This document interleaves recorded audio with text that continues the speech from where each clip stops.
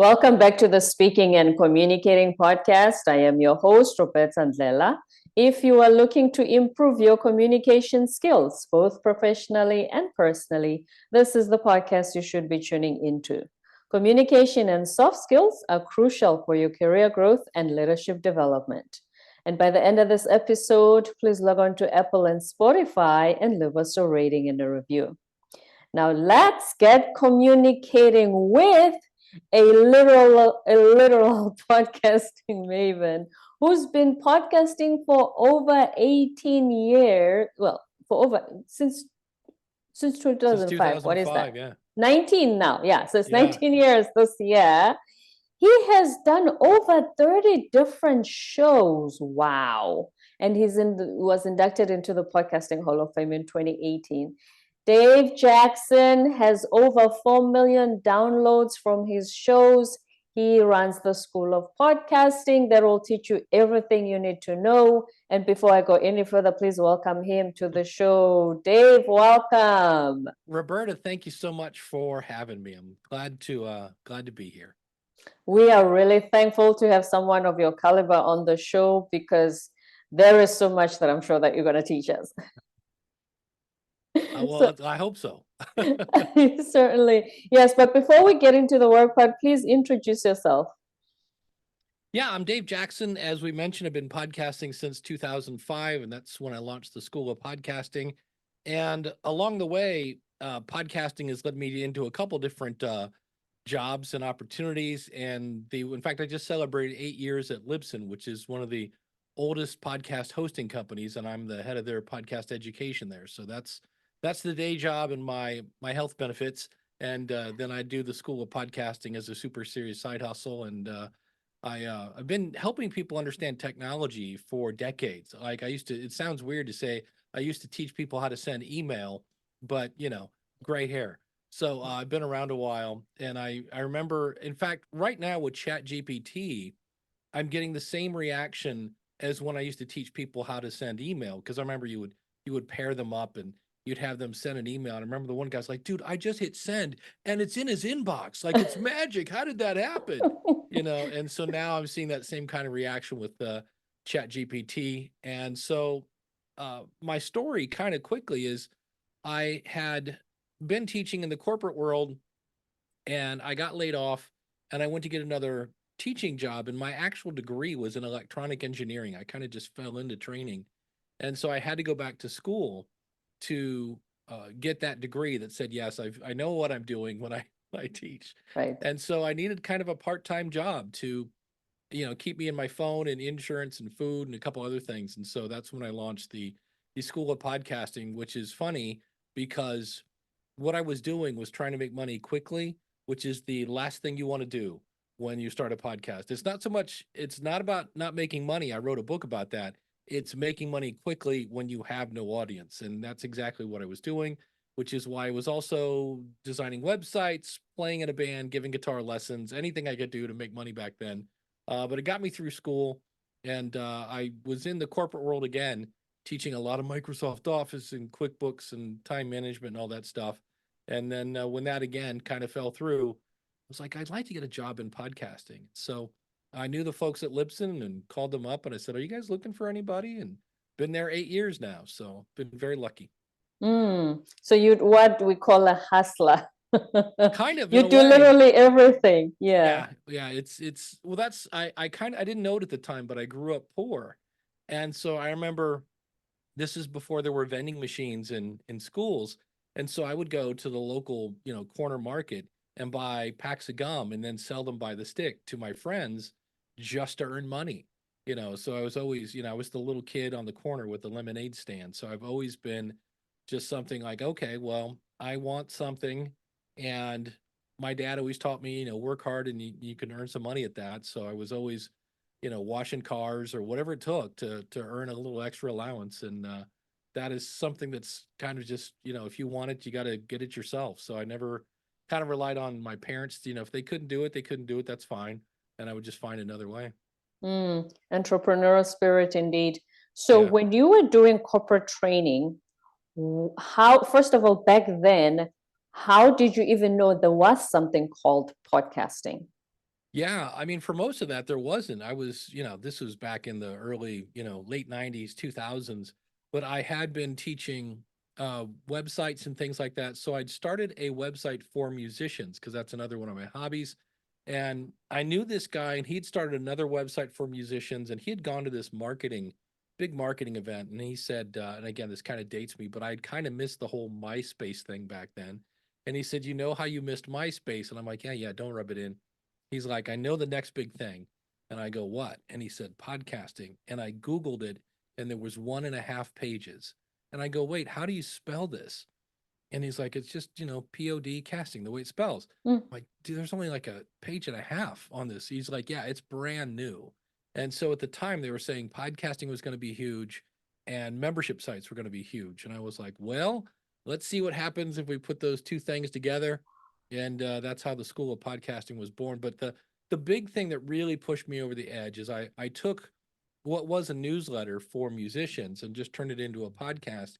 And within about 2 weeks, I had a voicemail from a guy in Nuremberg, Germany, and I'm in nowhere, Ohio, in the States, and this guy's on the other side of the planet. I couldn't imagine that A, he even found my show, and then B, he liked it enough to send me a voicemail. And I just went, oh, I see what's going on here now. And I grabbed my flag and claimed podcasting in the name of Dave. I was like, this is my jam because back then you kind of had to be nerdy, and that's kind of my nerd side.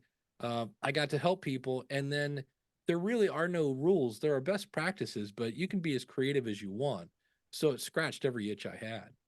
Mm. So it made you realize you can connect with anyone across the world, as you said, from Germany, which MySpace was kind of doing at the Yeah, time. yeah. Yes. Mm. And then the other thing was I'm doing this show for musicians, so I'm reaching out to people I grew up listening to, all these old 80s bands. And at that point, it was, the late 90s. So they were, grunge had kind of killed their career. But I saw where, like, the drummer of Ozzy Osbourne had put out some sort of drum, like, course online. And I have no business talking to this guy. He's played with everybody. And I reached out and I said, "Would you like to come on my podcast?" And of course, back then they all said, "What's a podcast?" And I'm like, "It's kind of like an internet radio show." And they're like, "Okay." And so I ended up talking to all sorts of people that I grew up listening to, and I couldn't believe it that, I'd be like, "Hey, do you want to come on my show?" And they're like, "Okay." So, but the other thing was, I did find the best time to get a guest that you can't get is wait till they have something to promote. And that's when I was like, Mm. they can always find the time when they've got a way to make money. Because at some point they're going to feel, okay, this is for my benefit. If I'm on Dave's show, people, his listeners that I couldn't reach otherwise will be able to know about my new song, whatever it is, new Yeah, and course. in the case, that guy's name was Carmine Apiece. He's teaching drummers, so I have drummers in my audience, so it made sense for him to take the time. Hmm. You said that music was your passion, and that's why you sort of created a show around this music Yeah. newsletter, as you say. If anybody's listening, because a lot of people always ask, how do I decide if I launch a podcast, what it's going to be about, and what am I going to talk about? Yeah, it really, for me, when I first started, every hobby I had a podcast. So I had something about music, I had something about building websites, anything I did, because I love to talk about it. And I remember when I was married, I went to my wife's Christmas party, and some guy walked up and said, "Oh, you're the podcast guy." And she just rolled her eyes and she looked at me and said, "I'll see you in 20 minutes." Because she knew that guy had pulled my string and I was just going to, talk and talk and talk about podcasting. So I always say that's one thing. If you have a lot of passion about it, about any subject, that's a good place to start. Something you would talk about for free because you just love it. And so the three things you have to figure out is, why am I doing this? Because if you don't get your why, you're going to end up burned out. So for me, I started off, I wanted to earn money, and that didn't really work, and it kind of burned me out a little bit. But I started to learn about marketing and all sorts of other things, and it kind of became this project. So you have to know your why, then you have to know your who, and that has to be really detailed. So if I do a show, let's say I'm going to do a show that's geared for widows, right? Well, even that isn't really, it's, yes, you've cut out a bunch of people, but there's a big difference between, Karen, who was 37 and lost her husband at 42 in a car wreck, and Mildred, who lost Harold at the age of 104 because, well, natural causes. When you can really figure out who your audience is or who you want to attract, then it makes it easier to figure out, okay, what can I talk about that's going to hold their attention while actually moving them towards my why? And that why could be, I want to be seen as an expert. I have a friend of mine right now at the School of Podcasting that he's trying to get speaking gigs. And I was like, this is a great way to do that, because every episode is kind of a nice little showcase that you can, put together a subject and talk about it in an intelligent, entertaining way. So Mm-hmm. there's that. A lot of people like to use it for their business because it's a great way to build a connection with your audience. Some people just are creative. They just want, it's my art, man. I want to put it out there. And I'm like, and then some people just want to be heard.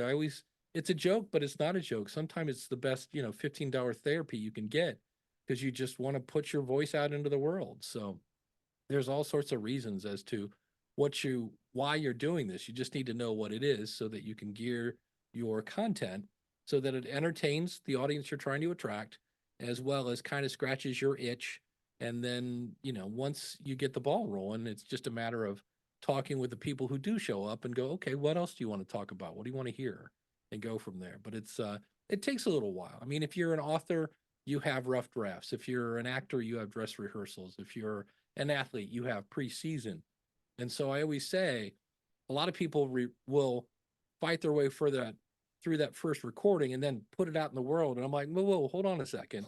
Like when I was a guitar player and I learned the C chord, I didn't run out in the street and start asking people to give me money to play the C chord. I might get some feedback on that, because parts of that are going to be really good, and there may be some parts that maybe need a little bit of refinement, a little bit. And I always talk about Ron Howard as this really famous movie director. He's won all sorts of awards, and he did a movie about the Beatles.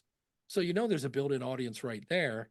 And he still did a screening where he sat in the back and watched, because he knows when people are supposed to laugh and when they're supposed to gasp or cry or whatever.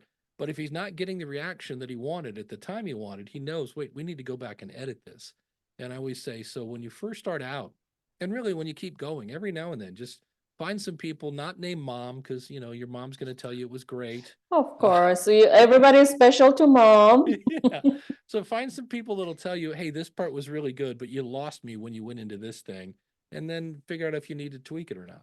I think that's the same strategy that comedians use. They will try a joke the first time at an open mic somewhere, local area, and then is realize, okay, that's not funny. We didn't get the reaction. Let's go back to the drawing board and edit the joke so that the next time we try it again, we'll see Yeah. how people react. Yes. Yeah. When you're watching Chris Rock or Seinfeld or Kevin Hart or whoever, and they're doing these big giant concerts in a big, stadium or an arena, that's not the first time they're doing that material. That's material that's been honed for quite a while. And then another question is, because you said it's somebody who wants to express their thoughts, their passions. What if someone is thinking, I'm an introvert, I'm afraid to speak? Does that mean I could never be a podcaster? Oh, the beautiful thing about podcasting, it's a great way to meet thousands of people without meeting thousands of people. Like you could actually record, like right now I'm in a spare bedroom that I've kind of turned into a little studio. And if you want to do a solo show, you don't always have to do interview shows. You could just do your own show and talk about whatever you want to talk about. And then the only way people can contact you is however you've given them an avenue, whether that's email or voicemail or whatever they want to do. And at that point, if you never leave the house, you can meet all sorts of people online. Now, you always get a better connection. I always say, if you can tell me the eye color of your audience, you will have a much better engaged audience, because we're just connecting on more levels. But it's one of those things that I always tell people that we all have, well, I shouldn't say all, but like 70% of people have imposter syndrome, where you're thinking that, well, nobody would listen to me. And there are people like Tom Hanks, Meryl Streep, Sir Brian May, the guitar player of the band Queen, that all are Yes. like, we're just frauds. My favorite is Garth Brooks. There's a some sort of documentary on Netflix. And Garth Brooks, Mr. Country Guy, is in the heart of New York City, right? Not exactly known for its country music, and he's going to play Central Park. And he has locked himself in a hotel with all the blinds drawn because he's just convinced himself that nobody wants to hear country in New York City. And so finally, a tour guy comes up to him and says, Garth, he goes, nobody's out there, right? He goes, no, Garth, there's 850,000 people out there. And he said, wait, what? And he goes, you're telling me that there are 850,000 people out there to hear me perform? And he goes, no, Garth, I'm telling you there were 850,000 people 20 minutes ago. And so by the time he actually took the stage, he was really close. He might have even been a little over 1 million people. But Garth Brooks was convinced that nobody would want to hear him. So so I always just say, I always talk to that one person, because people think about, I'm starting a podcast and all these people are going to listen. I'm like, not when you first start off. That takes a while to build that audience. And I always, a lot of YouTubers are start off and they're like, hey guys, look, you do you. But for me, I'm always like, thank you so much for tuning in. I'm so glad you're here. I talk to one person when I record my podcast. So that they all feel like you are talking to them individually. Yes. And then if I'm lucky enough to meet somebody at a conference or someplace where I'm speaking, I've had people come up and say, I kind of feel like you're talking to me. And I just look at them and go, because I am. Yeah, that is one thing that us podcasters need to continue to master. I'm sure Garth Brooks must have thought, did they fly in all these people from Tennessee? Yeah, be a lot of planes. Right. Because there's, as you said, a lot of the time we have imposter syndrome. But also, when you started, there were not as many podcasts, obviously, as we have now.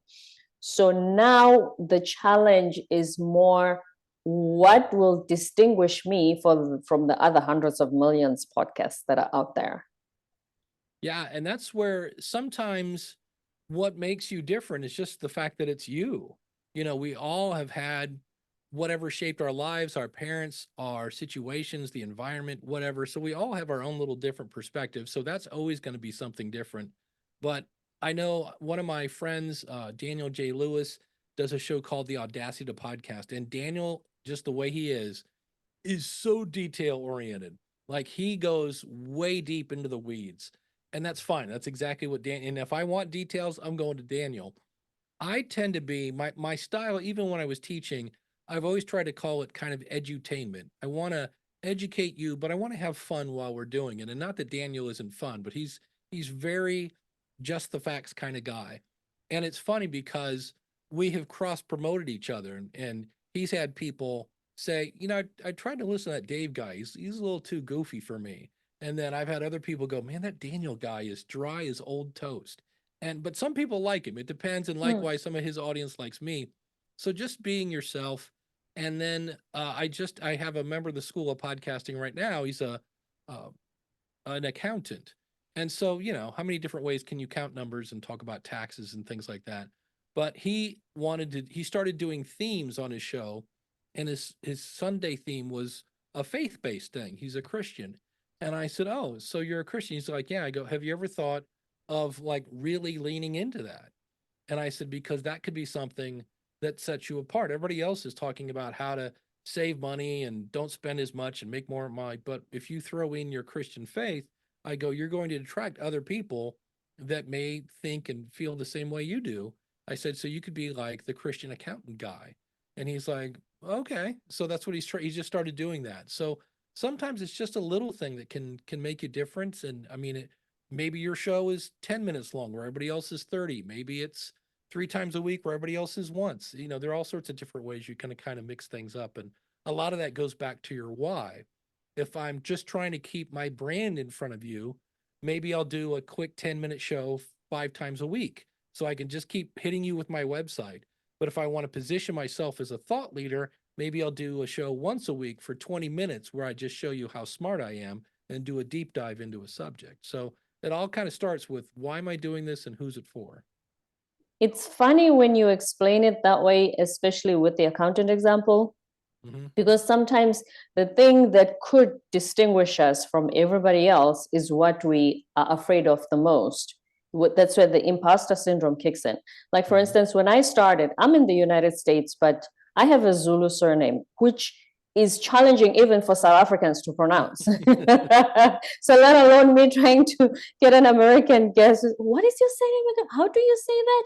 Yeah. And when I started, I did not mention my surname. I will just say Mm. I'm Roberta, your host. I did not mention my surname. I used to think it's going to distract from the conversation. People are gonna be, it's gonna be the focus of how do you pronounce this? And just to, I thought, let me not complicate anything. Let me just say I'm Roberta. That no, is Yeah. universal, and let's keep it moving. And then when I started to get comfortable and say my surname, it actually, I found that it was such a good icebreaker as well. And sometimes it would lead to a story that one of my guests would ask, and they would then sometimes tie it in with what they're coming, especially a leadership one, because of my Zulu tribe and heritage. And I thought, and this is the thing I was trying to hide, thinking Yeah. it's going to complicate my podcasting production here. Yeah, absolutely. So just, and that's the other thing. One of the shows you mentioned how I'd done so many of them I just do as a test. So I did a podcast called The Worst Podcast Ever. I don't think it's online anymore, but it was me and I was playing a character of a grumpy old man. And I made my audio horrible.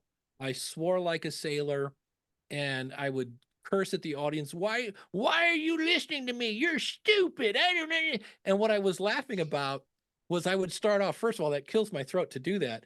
And I would go on and all of a sudden I'd be talking like this, and all of a sudden Dave would start to come out. And it's really hard to be somebody you're not. So I was just saying, just be yourself, because some people will try to be NPR and they're going to talk like this, but that's not the really, like, nah, just be yourself, because it's easy to be you. It's hard to be somebody else. So just lean into what you got, and those that like you will like you, and those that don't won't. And that's really the hard part. We want to be liked by everybody, but you're just not for everybody, and that's fine. And the people that love you will love you more, and it's easy to do that because, well, you're just being yourself.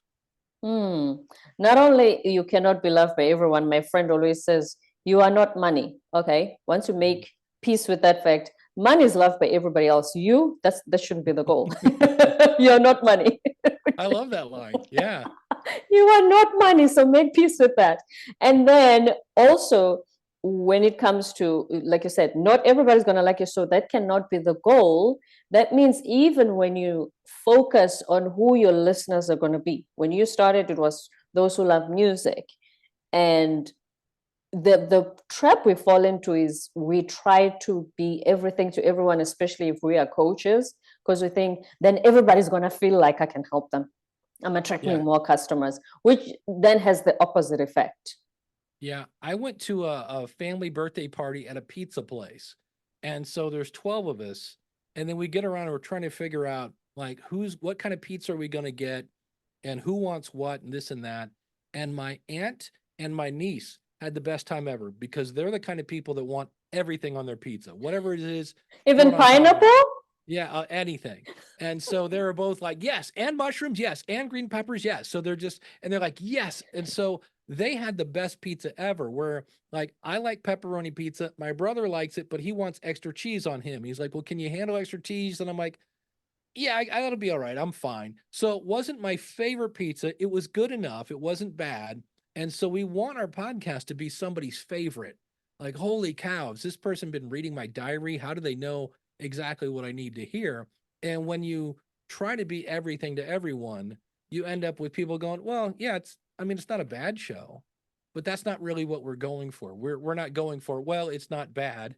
We're going for, wow, I can't believe another episode is out. I was hoping there was one coming out today, and then they stop what they're doing and hit play. We want really to be somebody, just to be we want to be their favorite. Back to, you want them to feel like you're talking to them individually, Yeah. that it's so focused on them. So you run the School of Podcasting, and obviously courses get paid for. So I'm not going to ask you to share Yeah. information that your clients pay for. But just in general, if someone hears School of Podcasting, what is that and what do you teach? Yeah, everything from the first class I point, even people who join who've already launched their podcast, I would say go back and go through planning your podcast. And we kind of talked about that a little bit here, the your why, your who, and your what, and then other things about that. Because so many people don't realize their why. Like they thought they were doing it for this, but really well, I'm just doing this for fun, so there's that, but everything from that to choosing the right gear, because you don't have to spend $1 million to sound like $1 million. And then what if you don't? I have some people don't have a website. They're brand new to really the internet in some cases. So how to build your own website, and then how to get into Apple and Spotify and all those other fun places. And then if you want to monetize, I have a course on that and promotion. There's all sorts of things that people do sometimes that I have a person this evening that I'm going to be working with. And when you go to his website and you click on play, it takes you to another website. Now, that's not a huge thing. It's a really easy fix. I'm like, why not just put a player right there? Why are you sending somebody to another website? Just have it right there. So all those things from planning to, world domination, whatever your goal is, there's that. And my favorite part though is we have a community of people that are all helping each other. And a lot of times they're networking with each other. So that's a big part of it. And then I do group coaching. Like every Friday, we do lunch with Dave. So we all get together, just share what we're working on and what's working and what's not. And then last year, it dawned on me that I was spending an insane amount of money knocking on doors trying to get hired as a consultant. That was like my big ticket item. Like, ooh, I make, hundreds of dollars doing that an hour. This will be great. Well, not if it takes you 10 hours to get one person to say, yes, I'll hire you. And then we spend an hour, I answer all their questions, and then they go away. And I was like, well, I really love coaching. That's my backbone. So what I did was I like, well, I have a whole group of people here that are already paying me money. I said, what if I make it so in the future it'll be a little more money to join? And then I'm just going to offer unlimited one on one coaching. And that's what I did. And people said, but Dave, that doesn't scale. Eventually, it'll be too many people and you'll burn yourself out. I'm like, you know what? I'm going to jump off that bridge when I get to it. But I also know that by doing coaching, people are sticking around longer. So that big ticket item that I somewhat lost, although I still do that, I still offer it to people. But that is now people are sticking around longer. So the actual you know uh, value of a customer's lifetime in my company went up. So, and I get to coach. People think it's crazy because I'll work my 8 to 5 at Libsyn, and I'll get off and I'll eat a quick dinner. I'd spend 30 minutes on a treadmill, and then I come back and hop on Zoom or whatever I'm doing to help podcasters. And my sister-in-law said, she's like, "You're always on the computer." I go, realize most of that is fun. This is, I'm scratching every itch I have. So that's really what the School of Podcasting is about. It's courses, community, and consulting. Mm-hmm. Courses. Now let's talk about community. You mentioned earlier that even back then you learned there's going to be this thing called memberships, which is Yeah, not just podcasting, but memberships are literally everywhere. What yeah. does that mean? And how does anybody who's podcasting start to have or create a membership? Yeah, I mean there are all sorts of tools. I have a show actually on this that kind of has gone on hiatus called Grow Your Community Show, and there's a bunch of resources for that. I use a tool called Heartbeat, and you kind of have to have some sort of centralized focus. So our centralized focus is, even though we're all doing podcasts about different things, we're all trying to grow our audience or at least have some sort of impact on our audience. And so in some cases, if somebody's launching a show, they'll be like, "Hey, I just had 3 different designs for artwork. Which one do you like better?" Or they'll say like, "Hey, I'm getting ready to launch." And I remember I talked about you have to get feedback from people who will tell you what's good and maybe what needs a little polish. So there's some of that going on in there. But I love the fact that I have Chris Stone from castahead.net, who actually is a podcast consultant. Technically, he's my competition, but he's much more of a video guy than I am. So we can kind of pull on his knowledge. And then I have Brenda's a psychologist. We have 2 ex-pastors. We have a comedy writer. We have all sorts of different people. So when it comes to different questions, somebody like, oh, you know who we need to ask? Brenda. Oh, we need to talk to Zeta or whoever it is. So it's a great community of people that we're all there to help each other and grow our podcast together. But I know Brad Miller lives in Indianapolis. He does a show called Cancer and Comedy. and he did a little local podcast meetup, and he's about 4 hours from me. So I drove down and did a talk at his event, and somebody drove from Louisiana. So that's again not another. It's not a long drive, but it's not a short drive. But he was a member of the School of Podcasting, and he and Brad are now very good friends. So it's one of those things where I'm doing this myself. I'm in a few communities where you join to learn a subject. I'm in a group right now to learn Ecamm Live. It's this live streaming tool, but everybody in there is an entrepreneur that's all trying to get their message out. So you end up with like-minded people because you're all trying to grow your podcast. So that to me is the fun, and just seeing the different ways people are using podcasts to achieve whatever their goal is. I think it's really beautiful in the way you put that, because one, they do say that podcasting can be a lonely journey. Mm-hmm. And also, if I'm thinking, okay, how do I do this? Yes, I can go to YouTube and it says, how do you do this on a podcast? How do you edit your episode? Whatever it is. And the information is there. But to bounce ideas off other people who are on the same journey, and the more that you meet, the more they know your history, your story, and it's just combining ideas together like that is so, so beneficial. Yeah. And I always try to end, if somebody asks me a question, and I'll be like, well, based on this, I think this, and that. And I always try to end with, what do you guys think? Because just because I'm the head of the School of Podcasting, everybody again has their own little bubbles and circumstances that they're living in, and they may have something I've never even thought of. So I love to poll the group sometimes and go, well, what do you guys think? This is what I think, but maybe there's a better way. So I try to make that community to where anybody can voice anything, because it might not be the best idea, but that might trigger somebody else to go, ooh, that's not bad, but what if you did this? And then somebody goes, ooh, what would be even better? So it's just a really safe community. We don't talk politics. We don't talk we're here to talk about podcasting and connecting with your audience. So it's a great time. And I know I look forward to Fridays because I'm like, oh, it's lunch with Dave day. So I always look forward to it. Especially because you love people, as we can tell from your personality. Yeah. Mm-hmm. It's funny. When I was 16, I got fired from my first job because I was painfully shy. I was I just. could not. Oh yeah, I never. If my 16-year-old self saw me now, they'd be like, "Wait, what?" But I had a teacher. I'd gotten a job through school at a grocery store, and I got fired. And he said, you don't talk to anybody." He goes, "We need you to, that's not going to work in this job." So I get back to school, and my teacher's like, "Yeah, he said you're too shy." And I go, "Well, I kind of am." And he's like, "All right, here's what I want you to do." He goes, "Act the way you want to be." And my best friend is like total monkey hour, Mr. Extrovert. And he goes, "Be more like your friend." And in my head, I'm like, I might as well grow a third arm. That's just never going to happen. And he said, act the way you want to be, and someday you will be the way you act, which is basically fake it till you make it. And I was like, okay, I'll try. And luckily that year, there was a speech class in high school that I had to take, I was like, oh, this is going to be horrible. But because I like to make people laugh, my very first speech, I had a couple jokes in it and they landed. And I was like, oh, wait a minute, this might actually be fun. And so I slowly came out of my bubble. There's still times when I remember I went to an event and I was at a dinner for just speakers.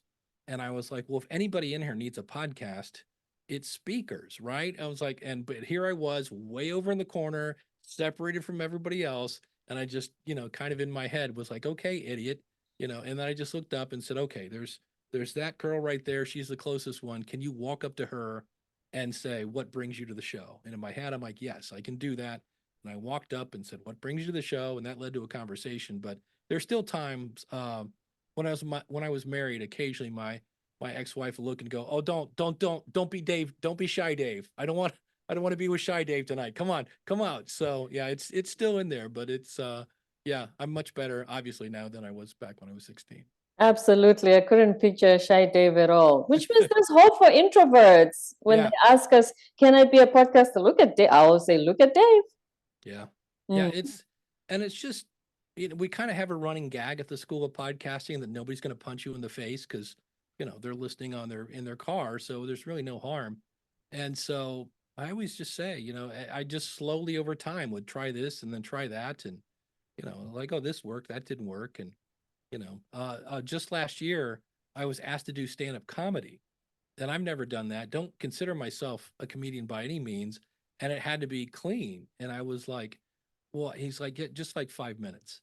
And I was like, I think I can come up with something, because I was asked to speak at a high school reunion, fairly close to that. And I was like, I'll take some of that material and put it up. But I was so incredibly uncomfortable. I was just sweating, and I was just like, and I just remember at that time thinking, remember how this feels. Remember how uncomfortable you feel, because you're the guy that's like, oh, come on, start a podcast. It's no big deal. And that person is like, I'm so uncomfortable. So, but I tried it. It wasn't bad. I wasn't great, but I wasn't bad. I scored a couple ones there, and I was like, all right, well, I don't want to do it again, but I've got the t-shirt, I've got the experience. And I always say, when you start a podcast, you're either going to end up with a great podcast or a story about that time when you started a podcast. And in this case, I was like, well, I'll either, knock him dead trying to do comedy, or I'll have a great story about that one time when I tried to do stand up. So, nobody's going to punch you in the face. No, and it's a story that we love listening to as well. One last question, Dave. With engaging your listeners, how do you invite them to respond to whatever episode and give their feedback and what they would like to hear, or anything at all? How do they communicate with you? Yeah, you want to make it super clear and super specific. And so if I ask somebody, so what do you think of the show? Very generic question. You will get an answer that's very generic, like, oh, it was good. Okay. So, and I always slightly get really nervous. I do it every month. I have a question of the month. And it'll be like, this month there's a thing called Podcasting 2.0. And I'm like, it's new. We've been talking about it, but it's kind of hard to explain. So I want to know, what do you know about Podcasting 2.0? Because once I know where my audience is, I can figure out where to start on how to explain it. And then I always say, be sure to mention a little bit about your show and your website so I can link to it in the show notes. So there's their incentive. If you want a little promotion, just come over and answer the question of the month. So it's a very specific question. Then I give them a very specific way to answer it. So if you go to schoolofpodcasting.com/question, you can answer it right there. You can record it right there. Or if you've already recorded it, you can upload it. So it's a very specific question. I tell them how to answer, and then I tell them when to answer. I'm like, I need your answer by, this date. And then so far, knock on Formica or whatever you got in front of you, I've always had people answer the question. So I think that's a key. Sometimes we just go, well, let me know what you thought about this episode. Well, what was the episode about? We know it was about communication, but you could say, do you consider yourself an introvert or an extrovert? And if you were an introvert, how did you overcome it? Or are you still an introvert? Let me know. And then most people have whatever their website is /contacts. Like, so for me, it's schoolofpodcasting.com/contact. And then it's easy to remember. It reinforces your brand, right? So whatever your website is. And then the thing you have to get your head around, and this is a horrible stat, and I wish it was true, but if you're doing really, really good, maybe 3% of your audience will respond. And it's every time I've talked to anybody. I just heard a show this week where somebody said they got up to 4%. And I was like, well, that's Which pretty. is a new high in Yeah, engagement of listeners. yeah, I've heard 5 is like, I know one person that got 5, but especially if you're trying to get somebody to buy something, but even just sending an email, it's always kind of fun how just getting them to do that. But I know sometimes personal stories. When Muhammad Ali died, when I was growing up, Nixon was president when I was a little kid, but Nixon was president and Ali was champ. And the more I grew up, the more there was so much more to that guy than boxing, and he stood up for what he believed in. And so when he died, I was really bummed. He was one of my heroes. And so I did an episode because I still wanted to talk about podcasting, but I wanted to talk about Muhammad Ali. So I'm like, here are something like 8 things every podcaster can learn from Muhammad Ali. Number 1, always promoting. Number 2, totally unique. Number 3, really talented. Number 4, stood up for what he believed in, even if it wasn't popular. So I went through this whole list, and I had a few people reply to me that were like, hey, he was my champ too, buddy, because it really resonated with them. And once I get that email, now we got a conversation. I'm like, hey, thanks so much for listening. I really appreciate it. How did you find the show, by the way? And is there anything else you'd like me to talk about on the show? And now it's just back and forth and back and forth. Because I always want to find out how they found me because I want to do more of that, whatever it I was. ask, especially I had an example of someone who approached me Hmm. and I said, please tell me how you find me so that I do more of whatever you did to Right. find me. She Yeah. said, my sister says she found you. I said, okay, please go ask your sister where she found me so Yes. I do more of that, whatever it is. Yeah. She said she forgot. It was some Google thing. But Right. I also want to know because it helps me know this works, this not so much. Do more of Yeah. that. Yes. Yeah. Yeah. I haven't done one in a while, but I need to do because you can make a quick survey at using Google Forms, and that's free. And in some cases, you could do something as simple as, hey, listen to this episode. Did you make it all the way through? If not, well, how far did you make it and why did you stop?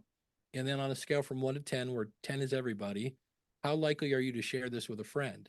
And if you get anything below a 7, you need to find out what's going on. So, because there are, plenty of times when people stop halfway through because they were listening to you on the way to the store or the dentist or wherever they're going, and then they get back in and turn something else on. So it's not always if they don't make it all the way through, it's not always that your show was awful, but you need to know that. But yeah, so you can do a survey of people and find out what's going on, and those that really like the show will tell you, but also those people sometimes will tell you, yeah, this whole thing with the cat that you do at the end, I wish you would lose that. I don't like that. So, and you have to be okay with that. So, Of course, of course. Whatever the feedback is, because it's not about us, it's about the listeners for yeah, sure. yeah.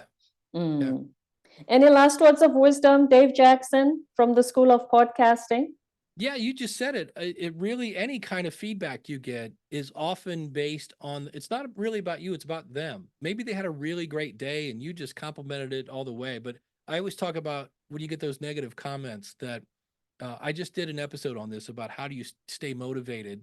Because people was like, you've been doing this so long. How do you stay motivated? And I'm like, well, number one, and I have like 4 or 5 1-star reviews in Apple, and I read them all.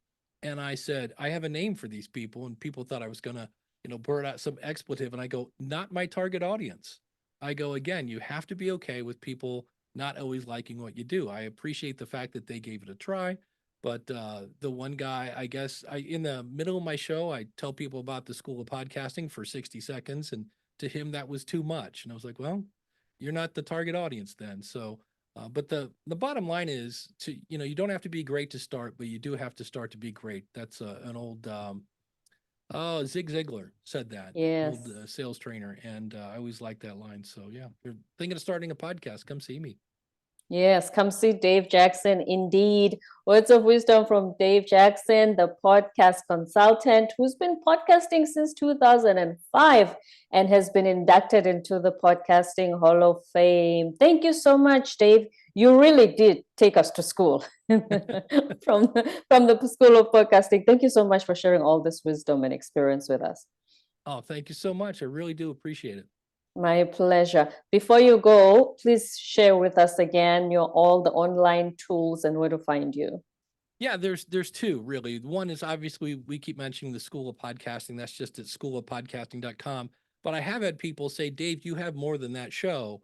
Can I find all things Dave? And that is at powerofpodcasting.com. So between those two websites, you can find everything I'm doing. Okay. Schoolofpodcasting.com, powerofpodcasting.com, all from Dave Jackson. Thank you so much. Don't forget to subscribe, leave a rating and a review on Apple and Spotify, and stay tuned for more episodes to come.